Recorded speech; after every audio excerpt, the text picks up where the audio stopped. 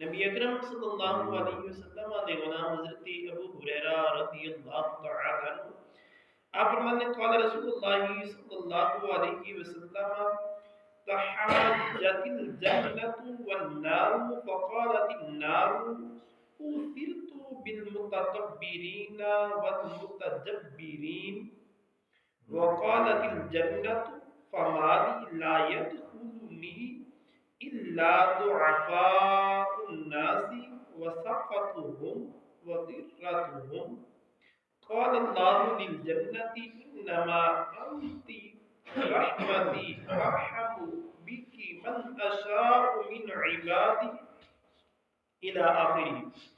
حضرت ابو ہریرہ رضی اللہ تعالیٰ عنہ روایت کر دینے کہ آقا علیہ الصلوۃ والسلام نے ارشاد فرمایا کہ جنت اور دوزخ کے درمیان بحث و مباحثہ ہوئے.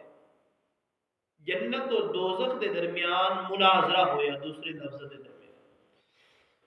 تے دوزخ بولی کہ میں غرور والیاں اور جابرہ واسطے خاص کیتی متکبرین جڑی دنیا دے اندر تکبر کردے سن غرور کردے سن جابر سن یعنی وڈیاں وڈیاں لوگاں واسطے میں خاص کیتی گئی.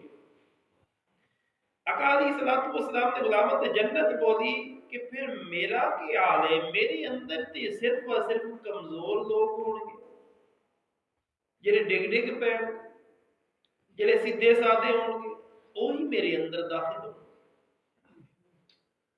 دوزخ نے آکھیا کہ میں ایسا ٹھکانہ ہاں میرے اندر تکبر کرنے والے غرور کرنے والے جابر یہ سارے لوگ میرے اندر جمع. جنت نے آکھیا کہ میرے اندر تے سیدھے سادے آن کمزور آن گے جنہاں کو اتنا زیادہ پیسہ نہیں ہوئے گا جڑے بالکل سیدھے سادے ہون گے نہ کسی دا گلا کرنے والے نہ کسی دے اوتے تہمت لاون والے نہ کسی دے اوتے کوئی ہور معاملات کرنے والے نہ کسی نوں تکلیف پہنچانے والے بالکل سیدھے سادے لوگ جڑے ہون گے نا وہ میرے اندر آن گے. جدوں انہاں دونوں دی آپس کے اندر گفتگو ہو رہی ہوئے گی تے اللہ تعالی نے پھر جنت نو فرمایا تو میری رحمت ہے. میں اے جنت جو انہاں دی آپس کے اندر گفتگو ہوئی تے رب تعالی نے ارشاد فرمایا اے جنت تو میری رحمت ہے. اے جنت تو میری رحمت ہے تیرے ذریعے جس بندے دے اوتے چاہواں گا رحم فرما.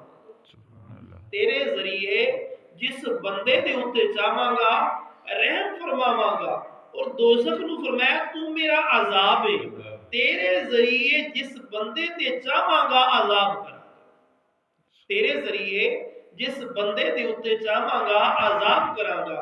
میں تہاڈے وچوں ہر ایک دا بھرنا جڑا فل کرنا جڑا نا او طے شدہ ہے لیکن اگ تے وہ نہیں بھرے گی حتیٰ کہ اللہ تعالی اپنا قدم جو اس دی شان دے مطابق ہے ساڈی طرح گوشت کا لوتھڑا نہیں جو اس دی شان دے مطابق ہے اپنا قدم مبارک رب تعالی رکھے گا تے او کہے گی بس بس اس وقت یعنی بھر جائے گی. یعنی کہ تو جا رہے دوزخ کے اندر بھی پا دیتے جان گے تے دوزخ پھر بھی نہیں بھرے گی. اللہ تعالی جو اس دی شان دے لائق اپنا قدم مبارک رکھے گا تے پھر اس تو بعد وہ دوزخ جیڑی ہے نا وہ بھر جائے گی تے کہے گی بس بس اس وقت بھر جائے گی اور باز دی طرف سمٹ جان گی. یعنی کہ دوزخی نے وہ ایک دوسرے دے نال اکٹھے ہو جان گے. اللہ تعالی اپنی کسی مخلوق دے اوتے ظلم نہیں کرے.